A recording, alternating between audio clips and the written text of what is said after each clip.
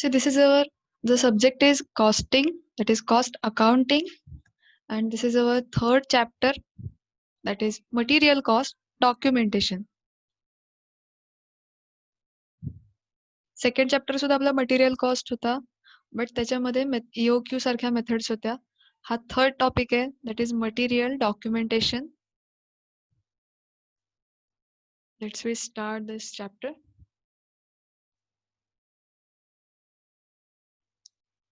So in this material documentation,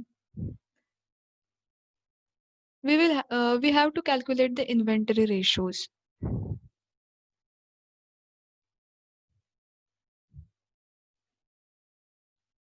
so आता exam मध्ये problem येताना यामध्ये तुम्हाला प्रॉब्लेम मध्ये ओपनिंग स्टॉक दिलेला असणार आहे, परचेसेस दिलेले असणार आहेत, क्लोजिंग स्टॉक दिलेला असणार आहे, आणि याच्यावरून आपल्याला इन्व्हेंटरी रेशोज जे आहेत ते कॅल्क्युलेट करायचे.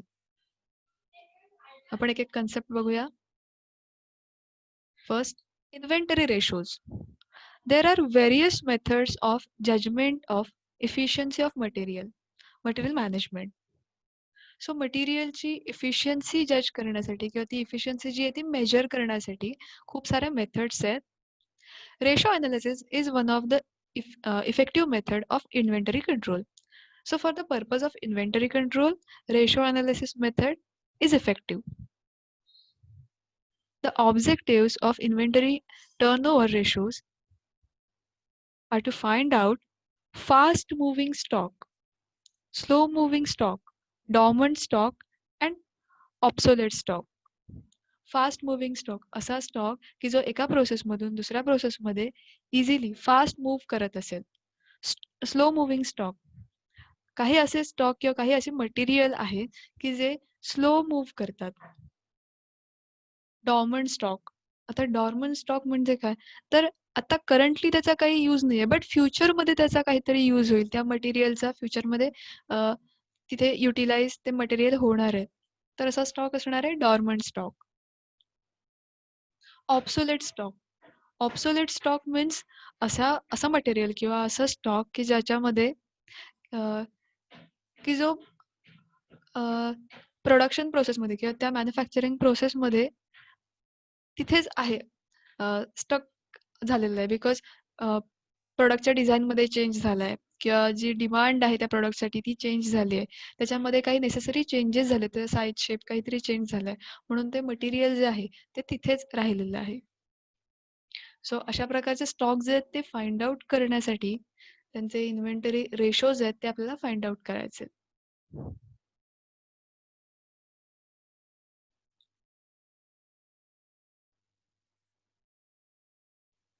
First, inventory turnover ratio. This ratio is relationship between cost of material consumed and average inventory held during the period. So inventory turnover ratio आपल्याला फाइंड आउट करण्यासाठी जो फॉर्म्युला दिलाय, आता हा फॉर्म्युला आहे cost of material consume divided by cost of stock held during the period. So हा जो formula आहे तो यूज करून आपल्याला inventory turnover ratio find out करायचा आहे.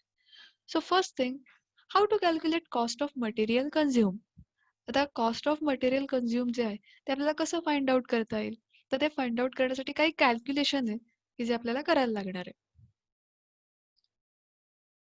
प्रॉब्लेम मध्ये देताना तुम्हाला इन्व्हेंटरी टर्नओव्हर रेशो जो आहे तो कॅल्क्युलेट करायला सांगतात. मग फर्स्ट तुम्हाला कॉस्ट ऑफ मटेरियल कंझ्युम करायचंय, cost of material consume find out करायचंय, and then average stock find out करायचा आहे, अँड देन तुम्हाला इन्व्हेंटरी टर्नओव्हर रेशो जो आहे तो फाइंड आउट करायचा आहे. सो बेसिकली 3 ते 4 स्टेजेस असणार आहेत, आणि एक एक स्टेज तुम्ही जशी कंप्लीट करत जाल तसे तसे तुम्हाला एक एक अमाऊंट्स मिळत जातील, अँड लास्टली तुम्ही जो फॉर्म्युला आहे त्या फॉर्म्युल्यामध्ये ते अमाऊंट पुटअप करून तुम्हाला फायनल रिझल्ट फाइंड आउट करायचं आहे. This is very easy chapter, because याच्यात फक्त तुम्हाला जे फॉर्म्युले आहेत ते फॉर्म्युले लक्षात ठेवून तिथे अमाऊंट्स पुटअप करायचे. So first, how to calculate material consume. Material consume find out करण्यासाठी ओपनिंग स्टॉक, जो प्रॉब्लेम मध्ये तुम्हाला ओपनिंग स्टॉक दिला तिथे मटेरियल ए आणि मटेरियल बी किंवा मटेरियल 1 मटेरियल 2 किंवा वेगवेगळे material, multiple type of material दिले असतील किंवा 2 मटेरियल दिले असतील, ॲज पर प्रॉब्लेम ते चेंज होत जातील. जेवढे मटेरियल दिले त्या प्रत्येक मटेरियलचा ओपनिंग स्टॉक जो आहे, तो ओपनिंग स्टॉक फर्स्ट घ्यायचा आहे. देन ॲड परचेसेस, तुम्हाला त्याच्यामध्ये परचेसेस जे दिलेले असतील ते ॲड करायचे, त्यांची टोटल घ्यायची आहे. And then you have to minus the closing stock. त्याच्यातनं जो क्लोजिंग स्टॉक दिलेला आहे तो लेस करायचा आहे. आणि ह्या तिन्ही इन्फॉर्मेशन तुम्हाला प्रॉब्लेममध्ये ऑलरेडी दिली असणार आहे. So first, how to calculate material consume और cost of material consume. You have to calculate first opening stock, add purchases, जी टोटल येईल त्याच्यातनं तुम्हाला क्लोजिंग स्टॉक जो आहे तो लेस करायचा आहे. And you will get cost of material consume. एवढं क्लिअर आहे?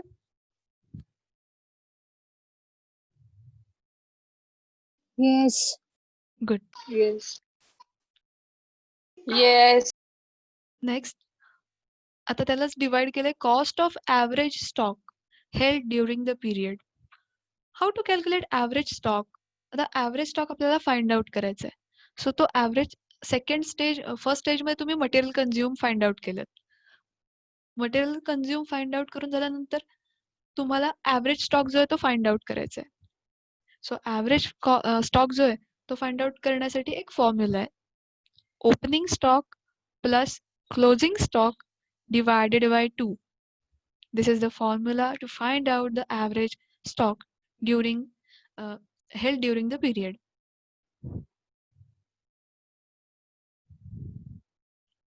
Cost of average stock. आता जो average stock आहे तो तुम्हाला इथे मी फॉर्म्युला दिलाय. सगळ्यांना स्क्रीन विजिबल आहे? Yes. Yes. Yes. So first इथे जो फॉर्म्युला दिलाय cost of average stock. So this is the formula to find out the average stock. Opening stock plus closing stock divided by 2. Then you will get average stock. See, higher ratio indicates fast moving stock and lower ratio indicates locking up working capital. So हे जे so ह्याचा जो ratio आहे, एखाद्या मटेरियलचा ratio हाय असेल दुसऱ्या मटेरियलपेक्षा, तर ते मटेरियल फास्ट मुव्हिंग स्टॉक असणार आहे किंवा फास्ट मुव्हिंग मटेरियल असणार आहे. व्हेअरएज जो लो रेशो असणार आहे, जे मटेरियलची जो रेशो आहे तो कमी आला असेल, that is locking up with working capital. The ratio can be calculated and then तुम्हाला डेज कॅल्क्युलेट करावे लागतात. डेज कॅल्क्युलेट करण्यासाठी, आता डेज का कॅल्क्युलेट करतात, तर किती दिवस तो ते जे मटेरियल आहे किंवा तो जो स्टॉक आहे तो बिझनेसमध्ये किंवा त्या फर्ममध्ये किती दिवस मूव्ह करण्यासाठी किती दिवस घेतो. सो त्याचा फॉर्म्युला आहे डेज ड्युरिंग द पिरियड. आता डेज ड्युरिंग द पिरियड 1 इयरचा असेल तर तुमचे डेज ड्युरिंग द पिरियड किती येतील? 365 डेज येतील. And then inventory turnover ratio. जर तुम्ही inventory turnover ratio find out केलेला असेल, तो इन्व्हेंटरी टर्नओव्हर रेशोचे तुम्ही जो रेशो आहे तो तिथे मेन्शन करायचा. See, this ratio shows the period for which inventory is held. The period should be as minimum as possible. Shorter the period, better is the management. जितका कमी पिरियड तो मूव्ह करायला घेणार आहे तितकं ते इफेक्टिव्ह असणार आहे, तितकं ते हेल्पफुल असणार आहे. बट जर एखादा स्टॉक किंवा एखादं मटेरियल जास्त वेळ कंपनीमध्ये किंवा त्या प्रोसेसमध्ये जर स्टकअप झालं, जर तिथे अडकून राहिलं, तर ते इफेक्टिव्ह नसणार आहे. Interpretation of ratio. Inventory turnover ratio indicates, high ratio indicates fast moving stock. आता जर इन्व्हेंटरी रेशोचं जे आन्सर तुमचं आलंय तो ते जर हाय रेशो असेल, आता तुम्हाला 2 मटेरियलमध्ये कंपॅरिझन करायला देतात. सो त्या दोघांमध्ये ज्याचं हाय रेशो असणार आहे that is our fast moving stock. जो लो असणार आहे that is slow moving stock. The speed with which stock is consume. आता त्याचा स्पीड जो आहे तो सुद्धा तिथे समजणार आहे. आता जर त्याचा हाय रेशो असणार आहे, डेफिनेटली तो फास्ट मुव्हिंग असणार आहे, त्याचा स्पीड सुद्धा तिथे हाय असणार आहे. आणि जो लो रेशो असणार आहे त्याचा तो स्लो मुव्हिंग स्टॉक असणार आहे, त्याचा स्पीड सुद्धा तिथे कमी असणार आहे. Too low ratio indicates excessive material levels.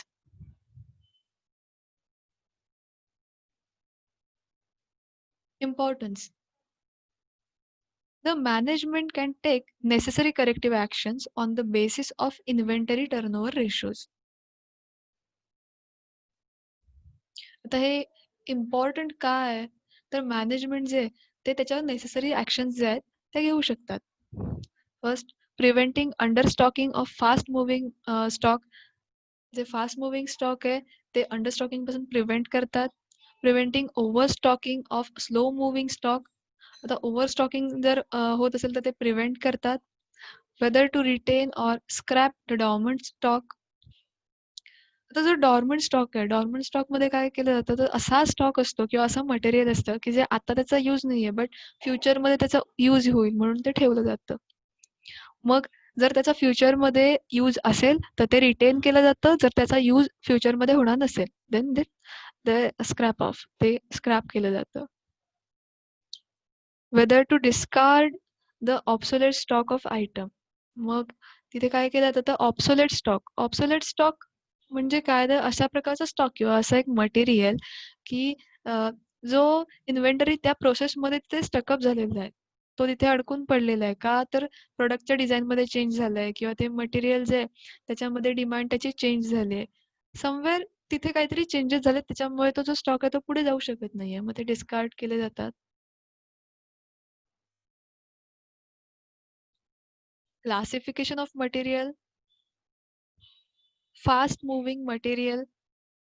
These are the materials which are having higher rate of turnover. In case of stock should be maintained at higher level. मग आता फास्ट मुव्हिंग मटेरियल काय असणार आहे तर एका प्रोसेसमधून दुसऱ्या प्रोसेसमध्ये easily fast move केलं जातं ते मटेरियल. इफिशियंटली त्याचा वर्क केलं जातं. So these are the materials which are having higher rate of turnover. Slow moving materials. These are the materials which are having low turnover rate. आता जर तुम्ही turnover rate काढणार आहात, इन्व्हेंटरी टर्नओव्हर रेट, तो जर high असेल then that is a fast moving material आणि जर तो लो असेल then it is a slow moving material. In this case, lower level stock is maintained. See, dormant material. These materials are found found to have no recurring use, but it may be required in future. आता dormant material जे आहेत त्याचा recurring daily use होत नाही तेवढासा, but ते फ्युचरमध्ये कधीतरी use होईल किंवा त्याचं युटिलायझेशन होईल म्हणून ते मटेरियल्स जे आहेत ते ते ठेवले जातात. Obsolete material. Such material may not be used in future due to one or more reasons. आता फ्युचरमध्ये ह्याचा काही उपयोग होत नाही ऑब्सोलेट मटेरियलचा. Due to change in product design, switch over to new product. मग प्रॉडक्टच्या डिमांडमध्ये चेंज झाला, त्याचा डिझाईन चेंज झाली. Then such material has to be dispose of. मग असं काही झालं तर असे जे ऑब्सोलेट मटेरियल आहेत ते डिस्पोज ऑफ करावे लागतात. ऑल ओव्हर मटेरियल डॉक्युमेंटेशनमध्ये तुम्हाला प्रॅक्टिकल प्रॉब्लेम कशावर येणार आहेत तर तुम्हाला इन्व्हेंटरी टर्नओव्हर जो रेशो आहे तो फाइंड आउट करायचा आहे. आणि तुम्हाला 3 फॉर्म्युले जे आहेत ते 3 फॉर्म्युले लक्षात घ्यायचे आहेत. First is inventory turnover ratio, cost of material consume divided by cost of average stock. Next, average stock is equal to opening stock plus closing stock divided by 2. And third is त्याच्यात जर days calculate करायचे असतील तर days during the period divided by inventory turnover ratio. So these are the 3 formulas. इथे 3 फॉर्म्युले आहेत. या पूर्ण चॅप्टरमध्ये तुम्हाला 3च फॉर्म्युले जे आहेत ते लक्षात घ्यायचे आहेत आणि त्या 3 फॉर्म्युलावरच तुम्हाला प्रॉब्लेम्स जे आहेत ते सॉल्व्ह करायचे आहेत. जर तुम्हाला हे 3 फॉर्म्युले लक्षात आलेत, जर तुम्हाला काही डाउट्स असतील तर आपण इथे क्लिअर करूया.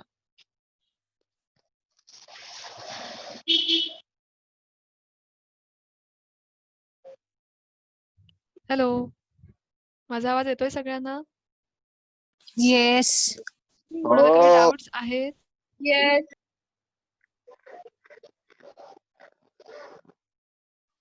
No, ma'am. 3ही फॉर्म्युले सगळ्यांना कळलेत? Yes. ओके. Yes. देन आपण प्रॉब्लेम बघूया. ह्याच्यावरचा एक छोटा प्रॉब्लेम आहे.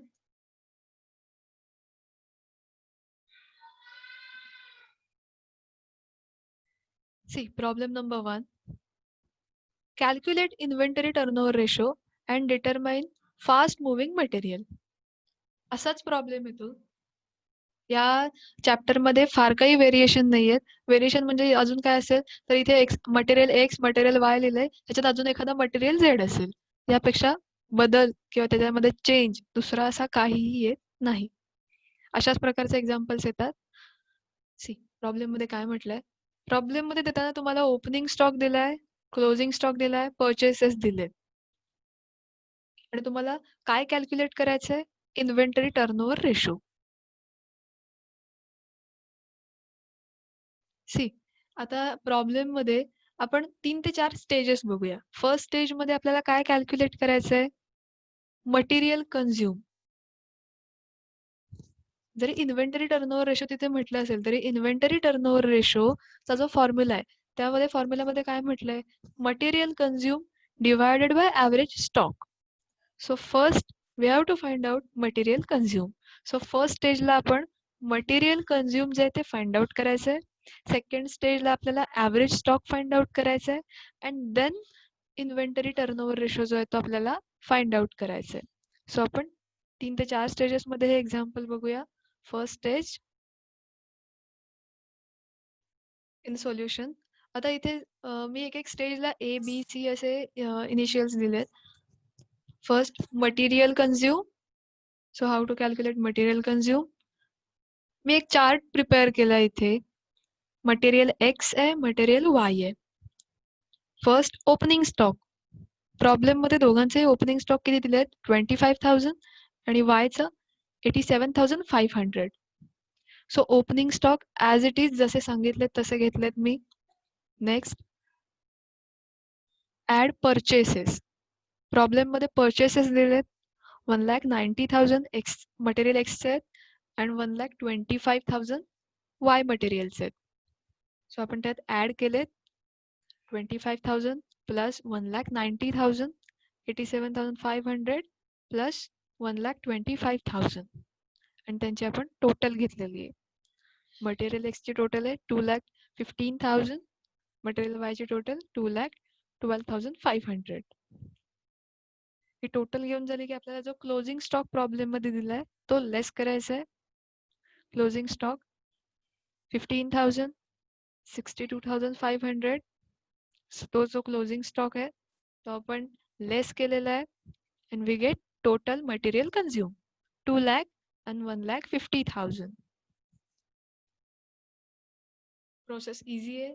ओपनिंग स्टॉक ॲड परचेसेस जी टोटल येईल त्यातनं less closing stock and we get material consume. ही फर्स्ट स्टेज आहे. इथपर्यंत कळलंय? Yes. Yes. ओके. ही फर्स्ट स्टेज आहे. आता सेकंड स्टेज मध्ये आपल्याला काय कॅल्क्युलेट करायचं आहे, ॲव्हरेज स्टॉक. ॲव्हरेज स्टॉक और ॲव्हरेज इन्व्हेंटरी. स्टॉकला इन्व्हेंटरी म्हणतात. सो तुम्ही ते ॲव्हरेज स्टॉक म्हणा, स्टॉक ॲव्हरेज इन्व्हेंटरी म्हणा, what ever. Formula opening stock plus closing stock divided by 2 and then we get average inventory. So material X चा opening stock 25,000 plus त्याचा जो closing stock आहे 15,000 divided by 2 and we get average inventory that is 20,000 and material Y चा opening stock 87,500 plus closing stock 62,500 divided by 2 and we get 75,000 average inventory of material Y. ही आपली second stage आहे. Second stage लक्षात आली आहे? Yes. Yes. Yes. Just formulas आहेत आणि त्या फॉर्म्युलामध्ये तुम्हाला दिलेल्या अमाऊंट्स पुटअप करायच्यात. जास्त काही नाहीये यात. आपल्या आता 2 स्टेजेस झाल्यात. फर्स्ट स्टेजमध्ये आपण मटेरियल कन्झ्युम फाइंड आउट केलंय. सेकंड स्टेजमध्ये ॲव्हरेज इन्व्हेंटरी जी आहे ती फाइंड आउट केली आहे. आता आपली थर्ड स्टेज आहे that is material turnover ratio और इन्व्हेंटरी टर्नओव्हर रेशो. आता इथे मी मटेरियल म्हटलंय, पण इथे तुम्ही इन्व्हेंटरी टर्नओव्हर रेशो म्हटलं तरी सेम आहे. देन मटेरियल टर्नओव्हर रेशो म्हटलं तरी सेम आहे. त्यामध्ये काही फरक नाहीये. त्याचा formula cost of material consume divided by cost of average inventory. First स्टेजमध्ये आपण cost of material consume find out केलंय. सो मटेरियल एक्सचं जे मटेरियल कन्झ्युम आपण फाइंड आउट केलंय ते इथे येणार आहे ₹2 lakh and next divided by cost of average inventory. जे आपण सेकंड स्टेजमध्ये ॲव्हरेज इन्व्हेंटरी फाइंड आउट केलंय त्याने डिवाइड करायचं अँड वी गेट आन्सर. आता मटेरियल टर्नओव्हर रेशो जो आहे त्या रेशोचं जे आन्सर येईल ते टाइम्समध्ये मेन्शन करतात.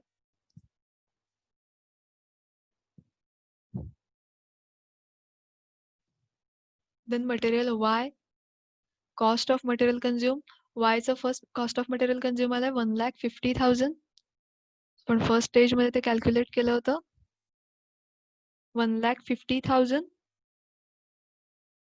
divided by average inventory. Average inventory 75,000. Then we get the answer that is 2 times. So आपल्या ह्या 3 स्टेजेस झालेले आहेत. First material consume, next average inventory and third is inventory turnover ratio और मटेरियल टर्नओव्हर रेशो.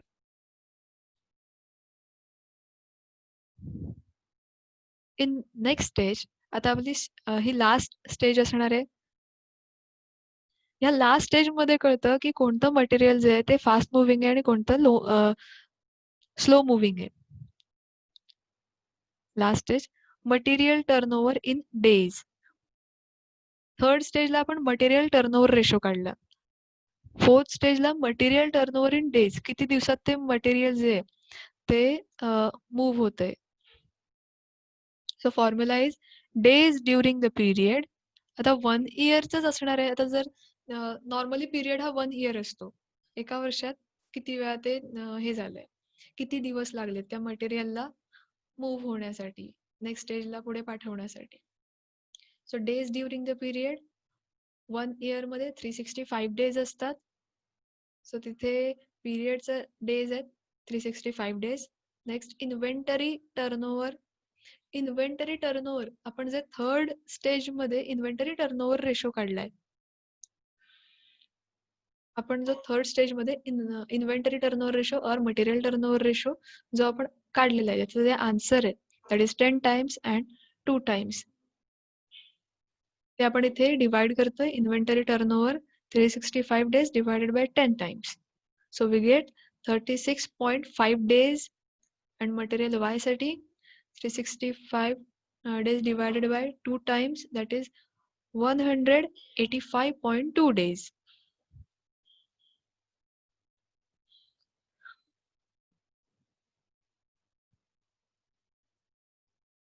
आता ह्या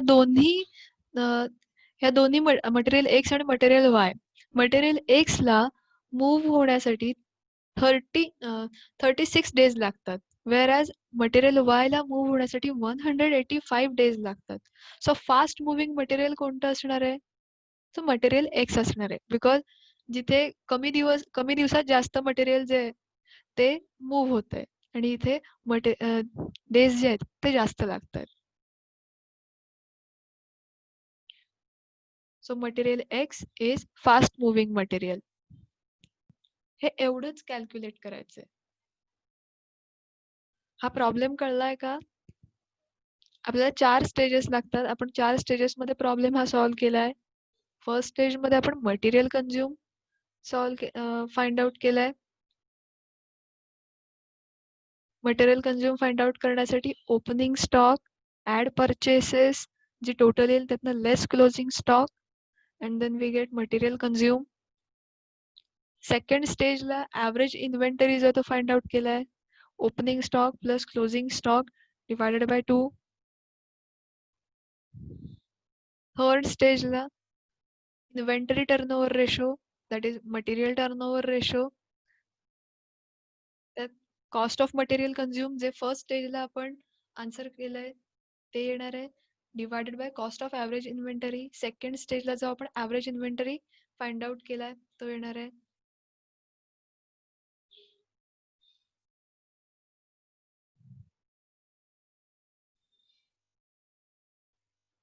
fourth stage material turnover in days. So त्याला किती दिवस लागतात मूव्ह करण्यासाठी ते फाइंड आउट करायचंय.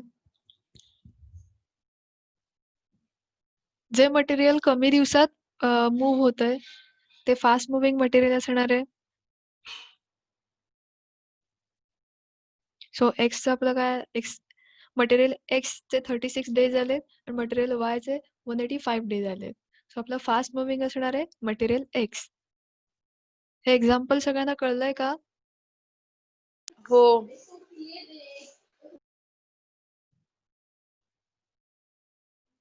सो प्रॉब्लेम मध्ये तुम्हाला हे एवढंच करावं लागणार आहे आणि प्रॉब्लेम हे अशाच प्रकारचे येतील ह्या चॅप्टरवर. आपण सेकंड प्रॉब्लेम एक बघूया. बरं, आता जो आपण प्रॉब्लेम बघितला होता फर्स्ट प्रॉब्लेम, त्यामध्ये कोणाला काही डाऊट्स आहेत का की एखादी अमाऊंट कशी कॅल्क्युलेट करायची किंवा हे मला कळलं नाहीये, हे कसं आलंय? असेल तर आपण इथे क्लिअर करूया. समजाय. सगळ्यांना समजलंय?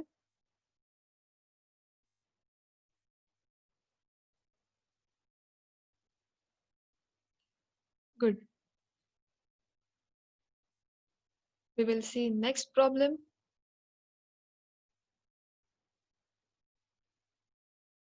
From the following information, calculate material turnover ratio and express it in number of days. So we have to calculate or find out material turnover ratio or inventory turnover ratio. आता इथे material turnover म्हटलंय तरी formula आपला तोच असणार आहे. And express it in number of days. So आपल्याला fourth stage जी आहे डेज कॅल्क्युलेट करायचे ती पण आपल्याला कम्प्लीट करायची आहे. You are required to consider 365 days in year. आता इथे सांगितलंय की तुम्हाला 365 डेज घ्यायचे. जर नाही सांगितलं तरी पण तुम्हाला 365 डेजच घ्यायचे. प्रॉब्लेम मध्ये कुठेही काही व्हेरिएशन नाहीये. तुम्हाला as it is opening stock दिलाय, परचेसेस दिलेत, क्लोजिंग स्टॉक दिलाय. फक्त मगाच्या ह्याच्यात दोन मटेरियल होते, मटेरियल ए आणि मटेरियल बी. इथे फक्त एक ऍडिशनल मटेरियल सी ऍड झालेलं आहे. बाकी काही व्हेरिएशन आहे का? काहीच नाही. Let's solve this problem.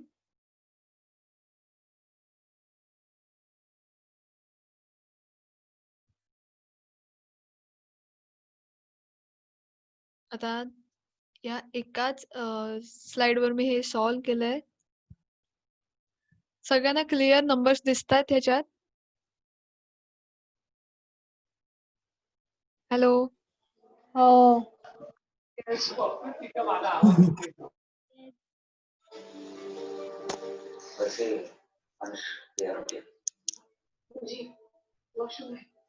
Okay, see the answer. Problem बघूया. ओपनिंग स्टॉक मटेरियल एचा 13,000 आहे, मटेरियल बीचा 14,000, मटेरियल सीचा 17,000. फर्स्ट स्टेज मध्ये आपल्याला काय करायचंय? मटेरियल कंझ्युम फाइंड आउट करायचंय.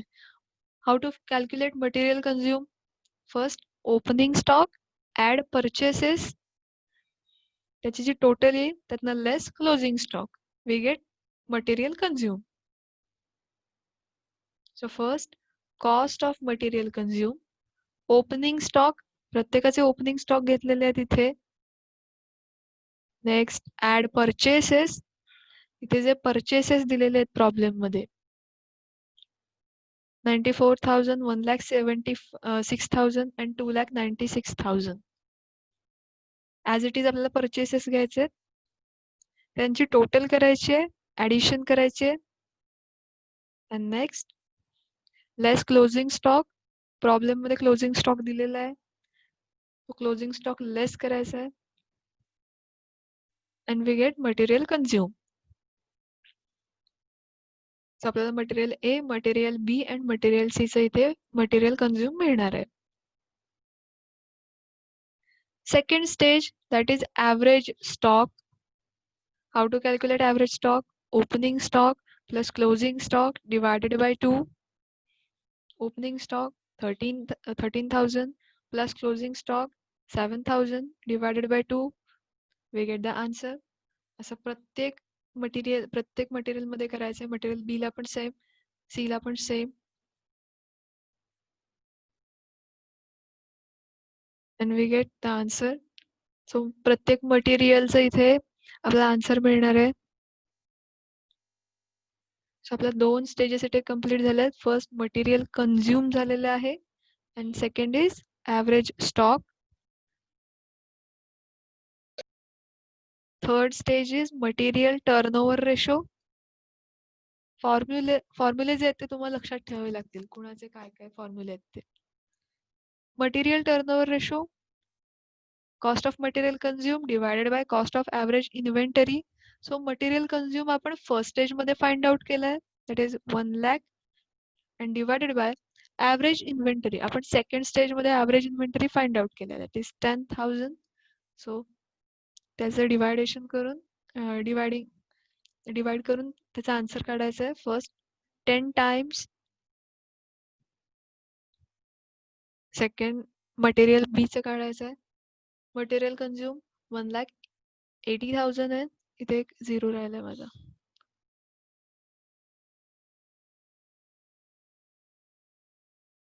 $1,80,000 डिवायडेड बाय 12,000 जो आपला ॲव्हरेज स्टॉक और ॲव्हरेज इन्व्हेंटरी जो आलाय तो. Then we get answer 15 times. Fourth stage number of days average inventory held. Number of days आपल्याला कॅल्क्युलेट करायचे. प्रत्येक प्रॉब्लेम मध्ये नंबर ऑफ डेज कॅल्क्युलेट करायचे तर असं काही नाही. जर तिथे सांगितले असतील express in days, number of days calculate करा, तर तुम्ही केलं तरी चालणार आहे. तर तुम्हाला करायचंय. Days during the period 365 days. आता 365 डेज सगळीकडे कॉन्स्टंट असणार आहे days during the period, because तिथे त्यांनी सांगितलंय 1 इयर साठी तुम्हाला कॅल्क्युलेट करायचंय. बट तिथे जर तुम्ही नसेल सांगितलं तरीही तुम्हाला 1 इयर साठी कॅल्क्युलेट करायचं आहे. So days during the period 365 days तुमचे कॉन्स्टंट असणार आहेत. जर काही चेंजेस असतील तर तसे तुम्हाला चेंजेस तिथे करावे लागतील. डिवायडेड बाय इन्व्हेंटरी टर्नओव्हर, जो आपण इन्व्हेंटरी टर्नओव्हर रेशो किंवा मटेरियल टर्नओव्हर रेशो काढलेला आहे त्याने डिवाइड करायचं आहे. And then we get the days. First 36.5 days, next 24.33 days, 18.25 days.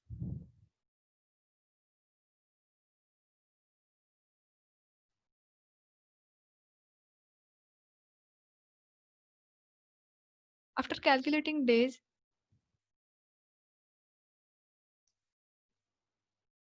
we have to find out which material is fast moving material. जसे days calculate करून झाल्यानंतर आपल्याला त्या तीनही मटेरियल मध्ये किंवा दिलेले जेवढे मटेरियल असतील तर त्या मटेरियल मध्ये आपल्याला कम्पेअर करायचंय कोणतं मटेरियल फास्ट मुव्हिंग असणार आहे.